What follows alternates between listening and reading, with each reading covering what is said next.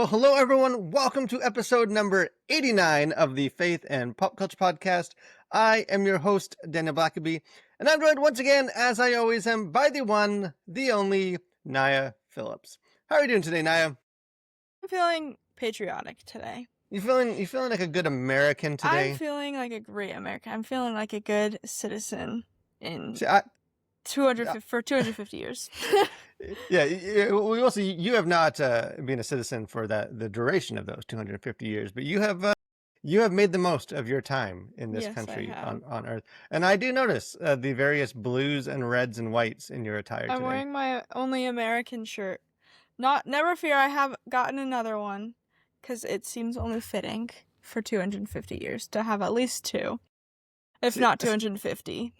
See, I should have worn. I think the only kind of directly themed American attire I have is a T-shirt that has like the American colors, but it's all like hot dogs and like That's very American. Cokes and stuff. And that what's more American than That's red, very white, and blue American. hot dogs and soda pops? But unfortunately, I did not wear it. But maybe next episode I'll still be patriotic. So this is going to be a bit of a patriotic episode, talking about because you don't get more patriotic than George Washington. I feel like that's peak. He's very patriotic.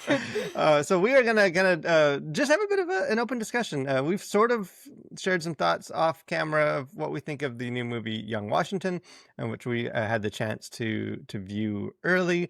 But we haven't really talked a whole lot in depth. I don't fully know what your opinions of the movie are, so that we kind of get into it, because I think there's some interesting stuff with the movie as far as just what we think of the movie and the future of the faith-based genre and just patriotism in film. And so there's a lot of different things that we can dig into together. So definitely going to be doing that for most of the episode.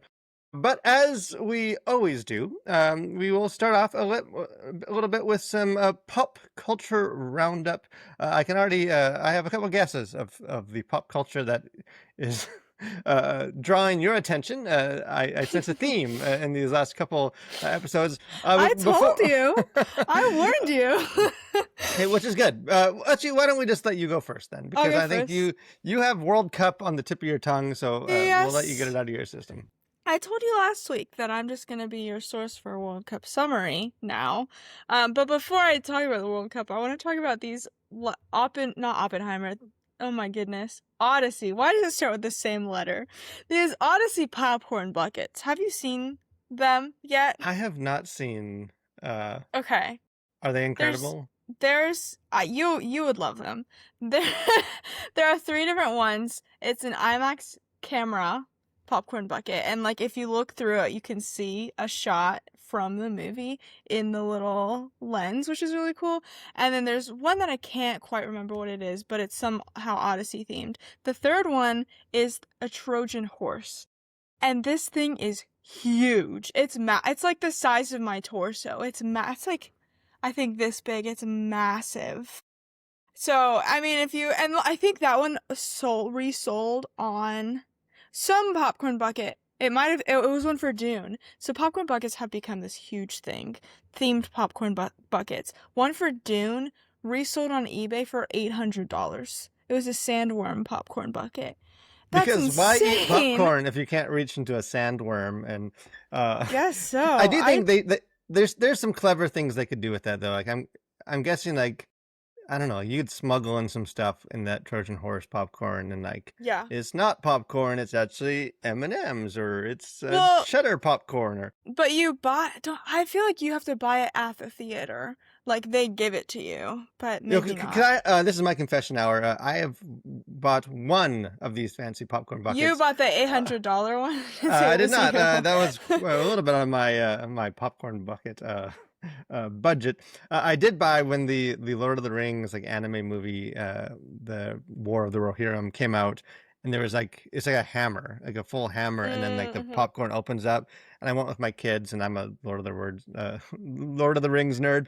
And what better than like passing the popcorn? You just sort of hold this hammer over to someone. That's So really I cool. have I've dipped my toes in because nothing is more American than spending money on useless things like. That's gonna be the phrase for this episode. Nothing is more American. Um, Speaking of, nothing is more American than being a champion. So the U.S. was not very American this past week. Anyways, are you ready for my World Cup summary? I'm ready. Give it to me. Okay, we'll start with the bad news. The U.S., well, it's like mid news. It's not quite bad. It's like in the middle. The U.S. lost to Turkey last Thursday, I believe it was. It was 2-1, 3-2, something like that. They lost by 1 point, and it's because they played all their bench players, which I think the game didn't matter at all because it wasn't.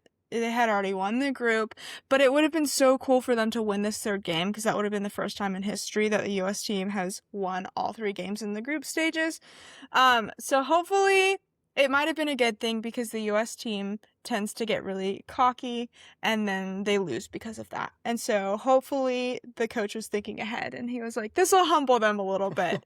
So these next few rounds, they will not get cocky and they'll play their hardest because they need to, or they're gonna like get killed on the pitch out there. So it was good for Turkey because they were going home, whatever happened in that game. So they at least got a win. And then Canada, I told you before, beat Africa. Not Africa, that's a continent. Beat South Africa. They beat the humans. No, they beat South Africa in the first knockout stage. Yes, or at the time of this filming, it was yesterday. So on Sunday.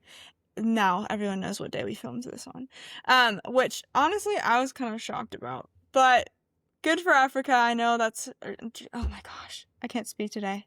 Good for Canada. Because I know that you love Canada. Whatever.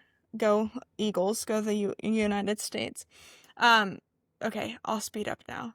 This is the first time ever that Cape Verde made it to the World Cup, and then they're moving on from the group stages. That's crazy. I think it's like the 3rd country in history for their debut World Cup to make it out of the group stages, so that's awesome. But they're playing Argentina on Friday, so that's gonna be probably their hardest game yet. The Congo, the DRC scored their first World Cup win and points and moved on to the knockout stage. And I've said before, this is only their 2nd time in a World Cup, so that's huge for them. And one of my friends, one of my older roommates, is her family actually is from the Congo, and so she's, I know, super excited. And then the fans continue to freak out about how different things in America that are actually real, and the most recent freak out was over a yellow school bus, and I thought that was super funny because like we see them all the time, but like someone who just sees them on shows and movies, like it's the little things, which is really cool. Did they wonder though if it was in fact a magic yellow school bus? They might have. They didn't say anything about that. Yeah, they kept that one to themselves. I will say there's a couple of things I noticed in pop culture. These sort of like, international things always are interesting to me. I was doing the math actually just before we started recording, because like I live in America and have for a while now, but like I grew up in Canada. I was born in Texas, so like I'm get more American than being born in Texas. But grew up most of my life, early life in Canada. I think it's actually next year. I'm 1 year or maybe a year and a half away from where I will have like lived in the States longer than like as of now. I've still lived in Canada longer. I still cheer for Canada in these events, but very soon I will have been about half my life. You can't do that next year. You can't cheer for Canada anymore. I know. I must commit. A couple of quick things that I saw that we can get into Mr. George Washington. One, and I don't want this to be a theme because I do think I try and be positive about culture, and I never like cheering. I know that's become trendy just to like cheer against Hollywood as Christians and conservatives, and because they're sort of them over there, and we want them to do bad. I don't really take glee and delight in things not doing well. But speaking of not doing well, Supergirl, not doing well. I know, I don't know if it was last episode or the one before I shared about the Masters of the Universe movie that did not do well. And like, again, the point is not just to like, kick a girl while she's down. But more just, I think there's a reason these things aren't resonating, and I think it's part of like a bigger conversation of just things that Hollywood's doing bad. Because even Mhm. like the numbers for Supergirl, I think not unsurprising. But like I was looking up, like it's performed like 10 million opening weekend less than the Marvels, which is one of the worst movies I've ever seen.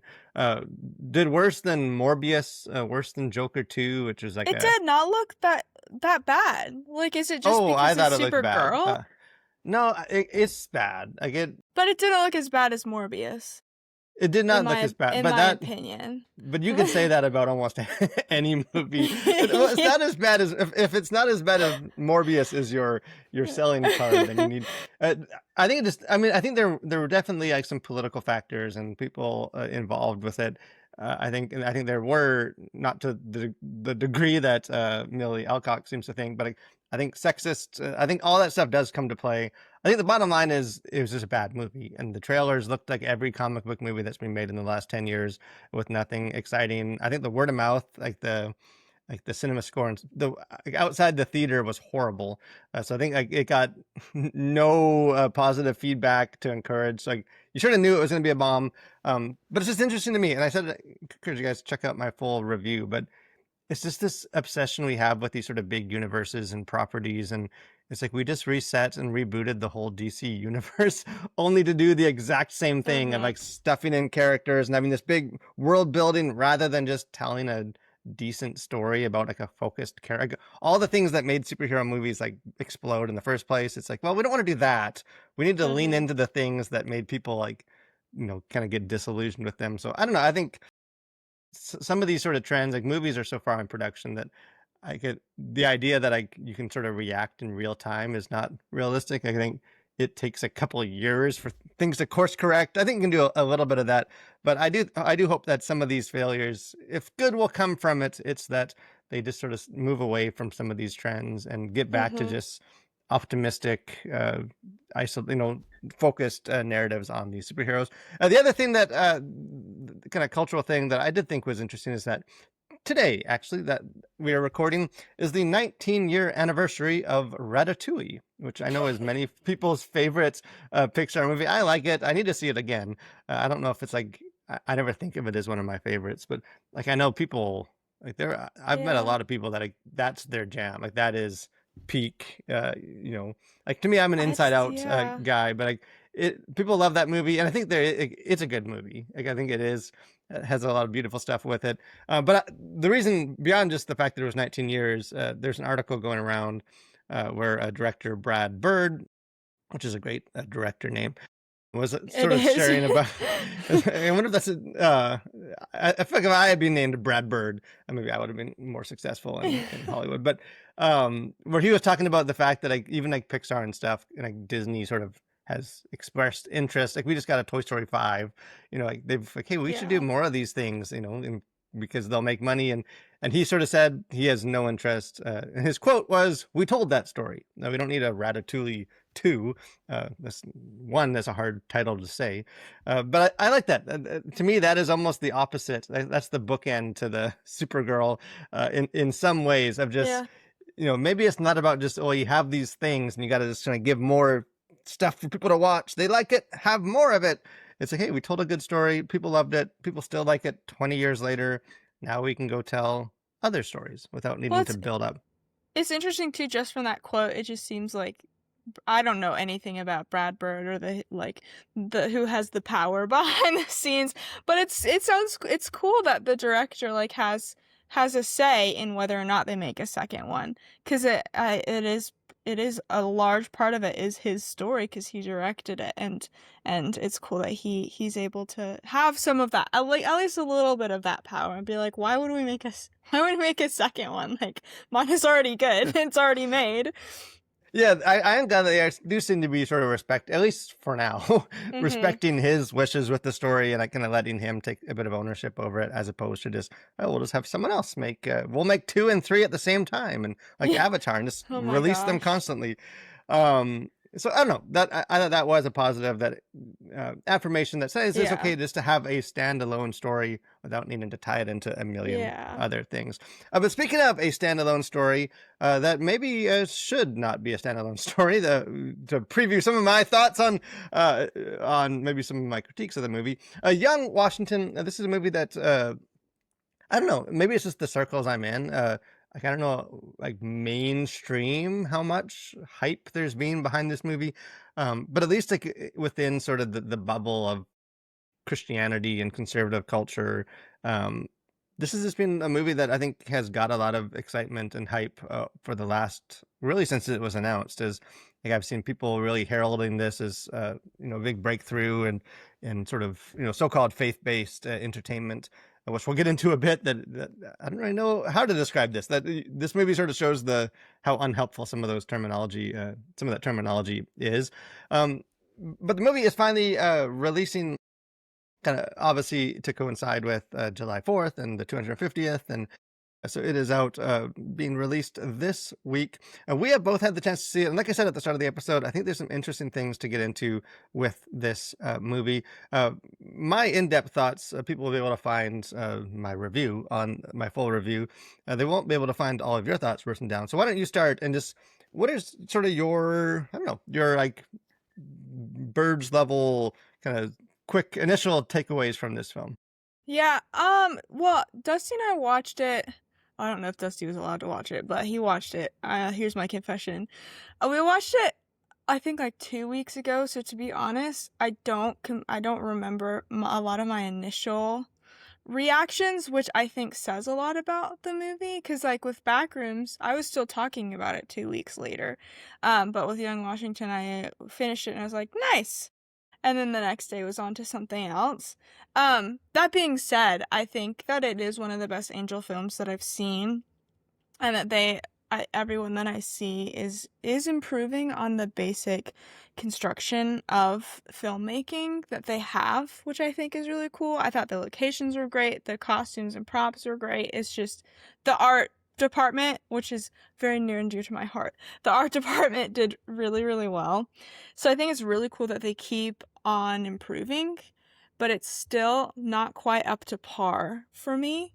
And we've talked before about how I think I have a lot harsher critiques on so-called faith-based films, or if it comes from someone who is faith-based, and I think that is a good thing to have a higher bar for someone who is walking with Jesus. I think that is is maybe how it should be compared to the world, at least.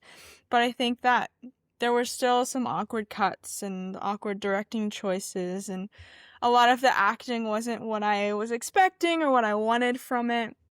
And then there was strange pacing, and then the stakes for me at the end, they weren't built up enough, and so I wasn't as invested in the final scene as they wanted me to be. Um, and I think that is a result of how the film was constructed, maybe, or maybe just I think a lot of it still felt a little bit artificial to me, if that makes sense.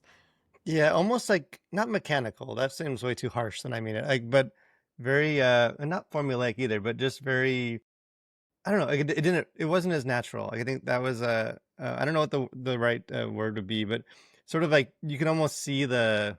It's like you can like see the scaffolding behind the the building, if that makes sense. Like you can kind of see, Mm. okay, they need this scene. This is gonna Yeah, I represent see this. what This you're is gonna saying. showcase this, and it's like, and it does, and you can kind of understand their thinking behind it, but it very much feels like you can kind of understand their thinking as opposed to just fully feeling like it's an Fully organic. committing, yeah, Um, to the because actual. because I feel like If our it, thoughts are, go on. I'll say it's really fast. It feels to me like they felt like they needed to have a 4th of July movie for the 250th anniversary, and not that they felt like they really had something to say with this movie. Would you agree with Yeah, that yeah, it's this. assessment? Because here's a behind the scenes of my thought process, and I can share a few more thoughts because I think we're similar in many ways. I think a guy liked the movie. I think it's a good movie. I think Hmm. it is one of the best. Yeah, I think I think John people should Irwin, watch it for sure. Irwin, like the director, is very much like very quickly becoming. I think one of the just not even just in like the faith base, but he's just versatile. Like Mhm. House of David, I can only imagine. Like he's making great stuff. Like he obviously knows how to make a film. I think he a lot of this like this the scope of it. I think um is beyond like maybe other than the House of David. Like as far as like a movie, if we consider this a faith based, which again is slightly we'll get into that into that a bit because it can get slightly confusing. But I watched this and my kids watched it too. And he was sort of asking me. One of them is like my 11-year-old kid is a big history nerd. He was teaching me stuff about George Washington because that's what he's into. And he was sort of like, he kind of asked me, he's like, "I thought you liked the movie, Dad. Like, did you like it?" Like, "I did." And he's like, "But I thought you said it wasn't great." Like, we're having this conversation, and that was sort of my response to him. I was like, "I did like it. I just sort of felt like it wasn't about anything. Like it was everything on screen was fine, and I think often well done. There was this something I think missing, like kind of the heart of it. Like I think even just Mhm. like the emotion of it, and I think some of the stuff like the ending. Like I think there is some consequences of the fact that they narrow this in on like just that early the young of the young Washington. Like the fact that it ends where it does, I think Mhm. in some ways is good because it prevents the movie from being like, and then he did this, and then it kind of like a Mhm. Wikipedia page of just check Yeah. all the boxes. Okay, here's his life, and then he died. It's like no, like, this is a kind of one, I don't know, 10-year period of his life.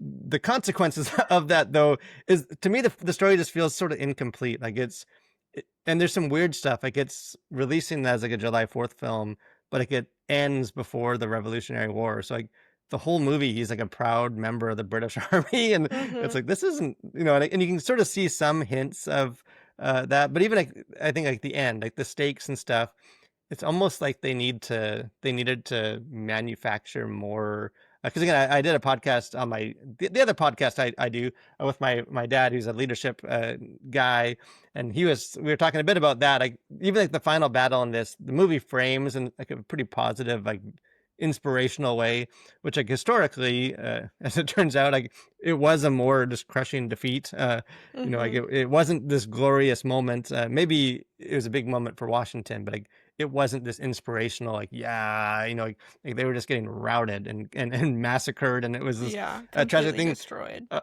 which would almost, if you were to make like the extended Peter Jackson extended cut, like I feel like this battle and some of this would almost be like entering the second act, or like the second act, like, Yeah. and then you would sort of build up to the bigger conclusion. Mhm. But because it ends where it does, it sort of just feels like the movie's building and then kind of stops before it gets to the like it feels like part one, or in my review I say it feels almost like a prequel to a movie that doesn't exist. Like it's Mhm. sort of setting the stage for like George Yeah. Washington, It feels and like then you you don't need get that. more.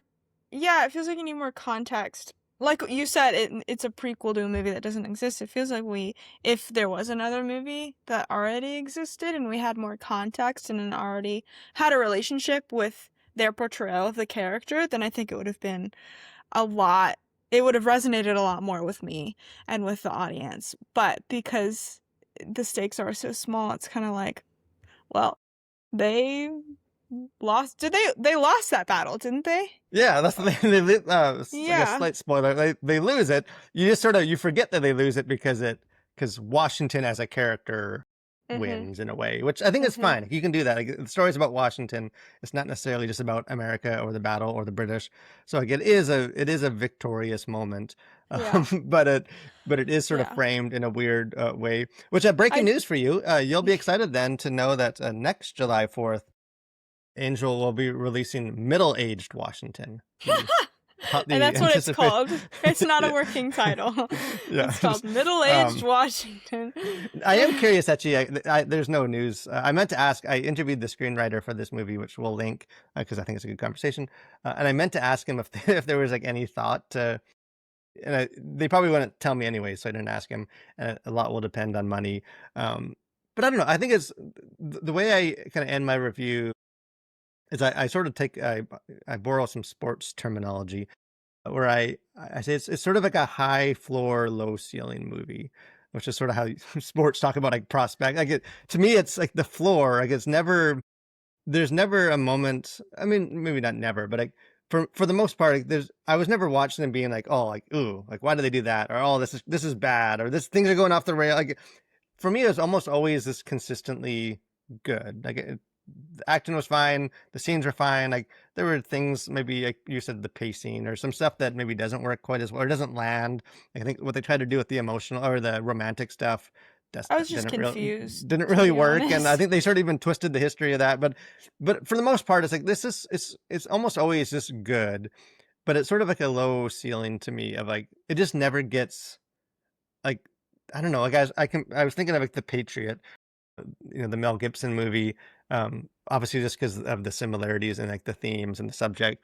And like I don't know, it's been a while since I've seen that movie. I need to watch it with my kids, but like I can still remember sort of moments in that, like sort of scenes that stand out and like character moments or emotional moments or even like the sentimental stuff of like Mel Gibson, with the flag and he's running and telling them not to retreat and like sort of these moments that like it's like, oh, that would be cool. Even though I know what happens, like it would be cool to see that again and like to watch with my kids and they can see these moments or these stuff. I don't know if there is any of that, and I mean time will tell too. But like it's hard to think of those types of moments or story or like emotional beats that you can see in this movie. Like it's like not that I think the final battle is fine. Like it's exciting and has a big Hmm. scope, and like I liked it, and I thought it was and as I was watching, I was into it. But it just never quite sort of breaks through the like I don't know the ceiling of like okay, this is a special movie. It's just Hmm. sort of like hey, it's kind of like you said at the start, like yeah, it's good, and then you sort of move on. And even like trying to write my review like a couple weeks after I saw the movie, I'm trying to remember all the stuff that was in the movie. Like so, I don't know. I think overall, I do think it is a good movie. I think it is going to do well. I think people are going to like it. I think people are going to support it just because of what it is, and I think it's worthy of being supported because I think it is a good Yeah, movie.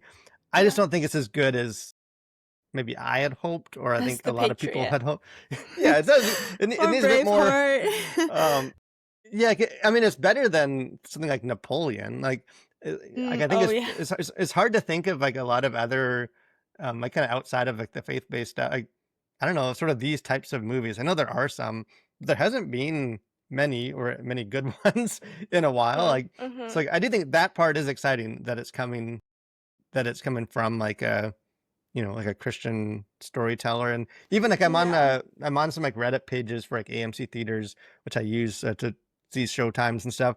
But it's always kind of interesting because you see the perspective of people that aren't like in the bubble of Christian, and like Yeah. almost always it's very negative towards anything angel. Like, and a lot of it is unfair. Just people sort of the political side of things like Sound of Freedom, that whole uh, controversies or whatever has just sort of colored it for people that it's like, hey, Hmm.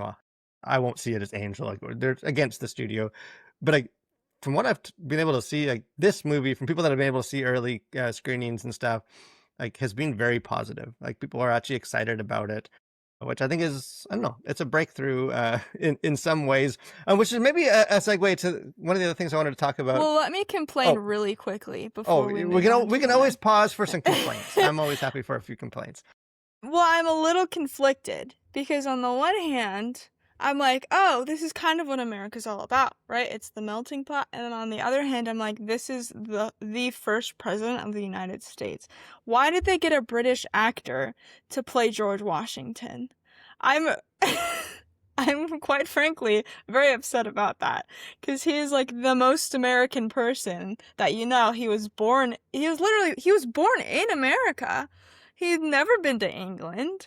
So See, I think they what it should have got is, someone from Texas is what they uh, should have done. y'all want to start the American Revolution? But it's Um, also like, oh, maybe this actor is like just loves America so much. Like he's coming over, which is one of America's core tenets. It's like that's really cool. or But or maybe it's a yeah. gift because old George Washington, as we see in this film, desperately wanted to be British. Wanted But to, not old so George Washington. yeah, not old.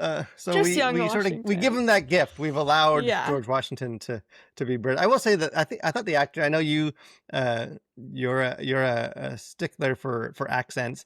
I don't notice that. I notice that more now because I think I have like the Naya on my shoulder telling me to pay attention to accents. I do sometimes notice. I usually, but it doesn't necessarily bother me as Mhm. much. Uh, and I think there was some slipping accents here. I did think the guy was fine. I do like that they. He was I mean, fine. I mean, It's nothing against him personally. yeah, like I like that it was someone that I didn't know. Like I don't know what all he's Yeah. been in. I think he's pretty new comer as And not opposed to like like Jacob Matt Elordi or Damon or something. someone. You know, like it's Yeah. yeah, yeah. Jake, he's in everything. I like that it was someone I didn't know, and I could just sort of see him as Washington, and I thought he did fine with it, even if he is Yeah. British. Nothing against him. Just But a personal qualm. yeah. You just think everyone should be American. That's, I Yeah, mean, yeah, is basically. And everyone can. That's the beauty of the the beauty of America. country. Yeah.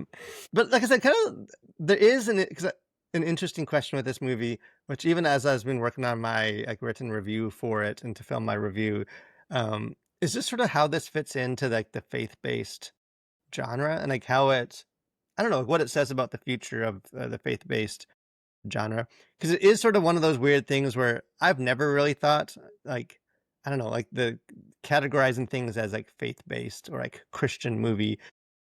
I've never liked it. I get I mean, there's a reason we at the Collision call it Christian movie reviews. Like it's because I don't like that term, but that is what people use, and that's how people find the reviews and know that it's from a Christian perspective.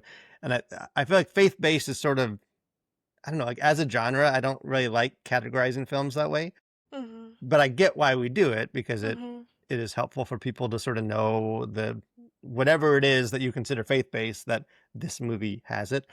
But like, the more, and it made sense when faith-based films were all like very faith-based, like very preachy, like they Yeah. were all like the real cheesy, like the stereotypes, and it's faith-based became a way to help people avoid those Mhm. movies, or like, you know, it was like almost a disparaging term.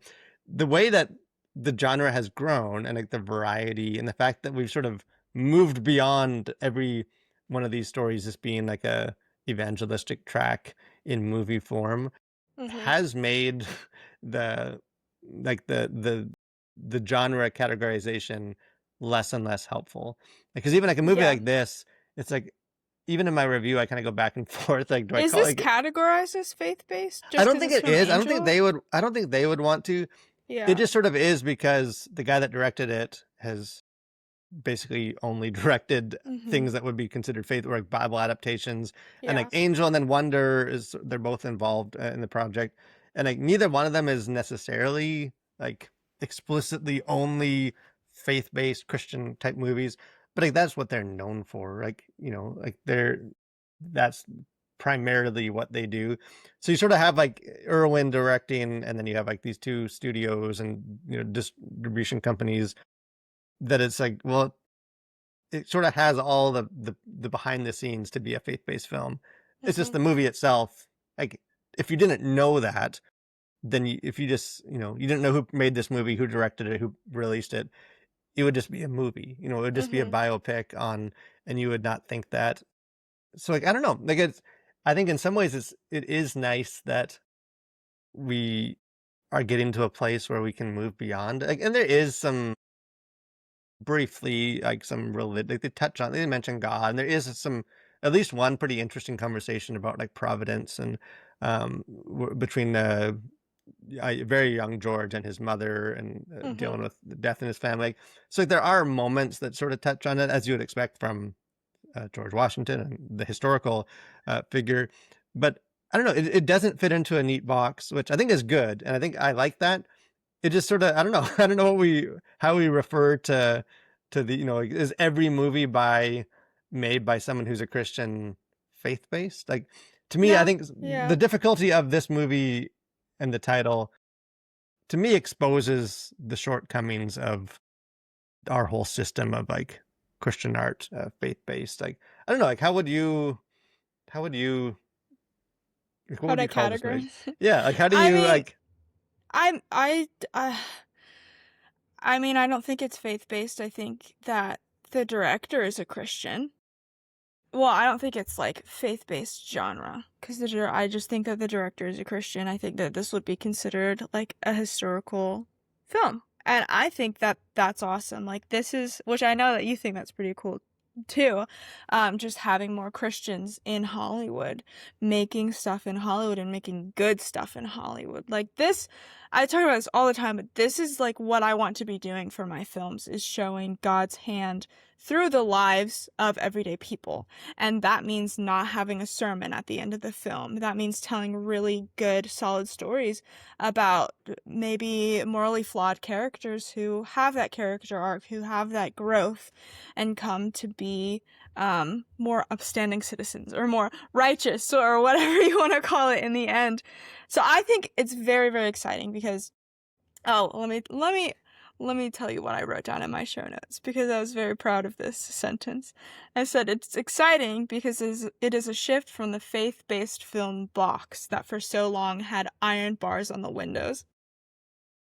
A round of applause. The film might not preach, but Naya's description of the film will preach. No, I'm really, really excited because this is exactly what I want to be doing, and this is one of the only like big time creators that I see that I can really look up to and be like, this is a person of faith, strong faith, it seems like, who's making films that aren't only, I can only imagine, but or only House of David, which are both great, but that's about young Washington, or even, oh, I didn't see Sound of Freedom, so I don't want to compare it to that.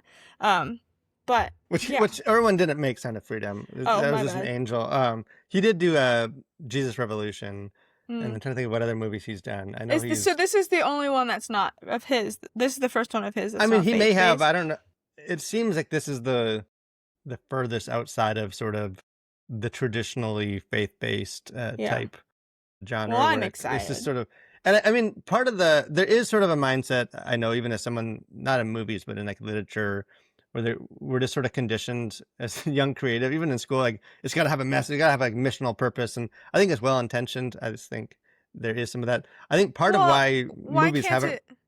why can't it be missional like this? Like, why can't young Washington be a necessarily missional, have a Well, missional message? yeah, well, I think it's money. Like I think it's hard to quantify. Like it's easy to quantify.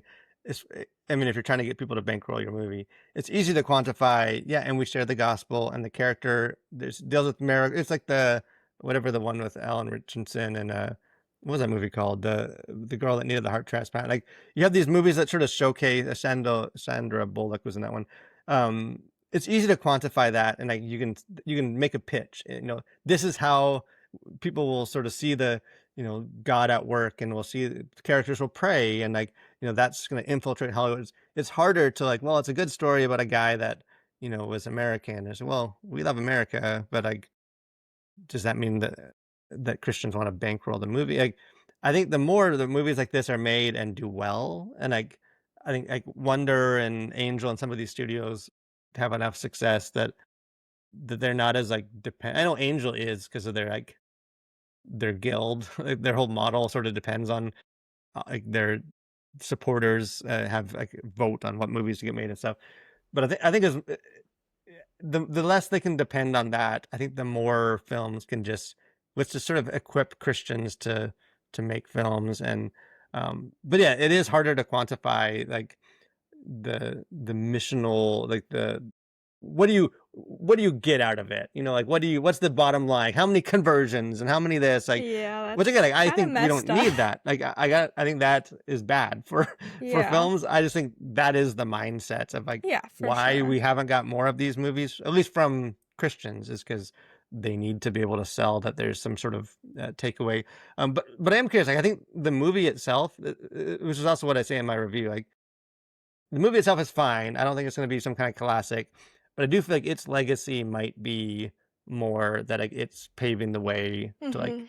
like it. I think when you look back at like the genre and Christians in Hollywood, Christians in filmmaking, like this movie and just sort of this time period may be like a pretty significant in that story, even if For the film sure. itself, like even if the film itself wasn't like this beloved classic that we return to every July 4th or something.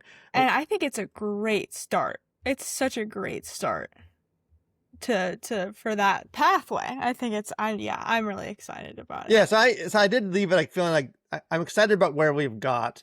even if I had some, I don't know, some qualms with the movie itself. But it is interesting to see the fact that we have to have these conversations now about how to categorize things and what these are and what the industry actually looks like. What does it mean to be faith based?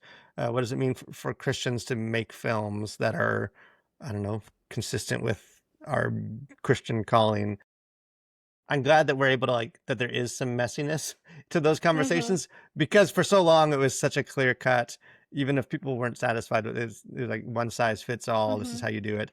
So Yeah, this I'm makes excited. it, yeah, more interesting and brings more people into the conversation. Yeah, and I'm curious too. And we can end on this too. But like, just to see, I don't know. One of the things about seeing these movies early is like you don't have the benefit of seeing how it resonates with like people, especially Mhm. if this is one that we were sent like a screener for, so we could watch it in our home ahead of time.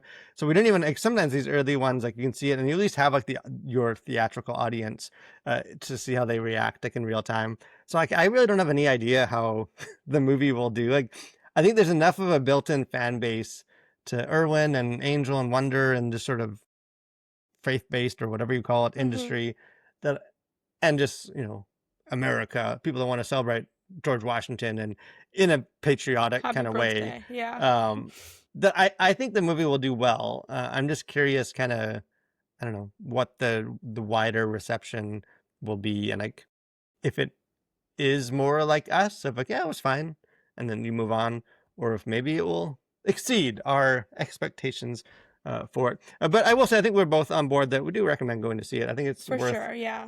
It is, and I keep referencing my review, but I say too, like if you do include it in like the faith-based genre, it really is one of the few, which again, I'm a hypocrite because I didn't see it in theaters, but like, it's one of the few that I would say like, actually warrants seeing it. For sure. It's like Yeah. there's a lot of Christian movies I would recommend, like faith-based stuff, but not very many. I can't think of any where it's like, yeah, and you got to see it in the theater. Because Mhm. usually it's like it's a good story, it's a drama, it's fun. All movies are better in the theater, but you don't necessarily. Not all movies need to be seen in the theater.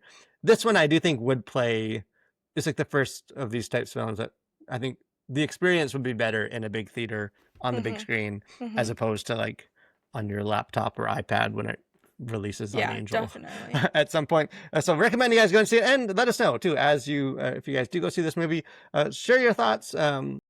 And go and obviously go see my review and let me know your thoughts on that too. But let us know if you enjoyed the movie, or maybe if you were let down by it, or which is possible and allowable, if you felt somewhere in the middle without a hot take. But speaking of hot takes, never in the middle, always one extreme or the other. The final segment of this podcast episode, we have things we like that you should like too. So now this is my week, and I will say I was gonna recommend UK Christian rap, but you beat me to it. I I had beat it you to penciled in. it. I was just been waiting for You gotta my write it in opportunity. pen. I That's the know difference. I had to go to the drawing board, and this one I don't think this will be. I don't know. This isn't necessarily my most exciting take, cultural take, but I think it's an oldie but a goodie, something that we should all like, and that is one of my favorite books that I have found much enjoyment with over the years, and that is a thesaurus. Wow. This actually, if you're I'm watching a the video, thesaurus fan, I will say. are you I am a thesaurus th- fan. this was actually bought, my mother bought me this thesaurus, this Oh. exact one, I believe, many years ago. I have looked through it, and there's really Queen. nothing more cool. I mean, I was an English major, so I like words. I'm a nerd. I like all that kind of stuff. I was a writer. Um, But like, the more you think about it, it's just cool. Like I know it's not cool and fun if you're trying to learn the language, and English is confusing, and you know it's none of it makes sense. But I don't know. I love this. Like I love words. I love like finding the right word and like thinking through. You know, because I think especially as a writer, like they all have different meanings. You Mhm. can Mhm. communicate subtly different, you know, subtle differences of this word or this word, and They all have I different spend vibes I too. know, like You I gotta spend way feel too it much out. time, and like you know, this is like the task to never use the same words multiple times, and you have to like try and find new words. But I do think it just is cool, and this is maybe a stretch, but even just as a Christian, like just the ability to like almost from an artistic sense Mm-hmm. communicate and like paint very different pictures and like explore and communicate very different ways with like an endless variety of words is cool. So you said you are a proud I member of the am. Thesaurus fan I club? don't have I don't have a print copy, at least not in my apartment, but I might have one at my parents' house. But I'm a frequent visitor of thesaurus.com. I love it. It's great. It's orange. That's their color. They have a word of the day. They have antonyms and synonyms. What more can you ask Yeah, for? you're going all in. You're not a fair weather. I don't remember last time I actually like opened the hardcover book because now you can do it all digitally, and but I keep it because I don't know. I like my thesaurus book. So I Yeah. encourage you guys as you go throughout your day. Maybe you need to start a podcast episode, and maybe I need to give you a physical thesaurus so that every episode you can have a new emotion of how you're feeling, and you just open the book and you can find it. But That's what my challenge. thesaurus.com is for. Yeah, see, you've been doing it all this time, Yeah. and now you can actually come out in the open of using it. But I encourage everyone. My challenge is find at least one new word this week, maybe even today, to use, because using new words is fun. And speaking of fun, this episode has been fun talking about movies. Always fun talking about the various things going on in pop culture. Next week, we already have some plans for things to get into. I don't know, more interesting conversations about Hollywood and what it's doing wrong, and just various, I don't know, stuff that I think will be fun to talk about. So we hope Mm-hmm. that you will join us again every week for more conversations on faith and pop culture.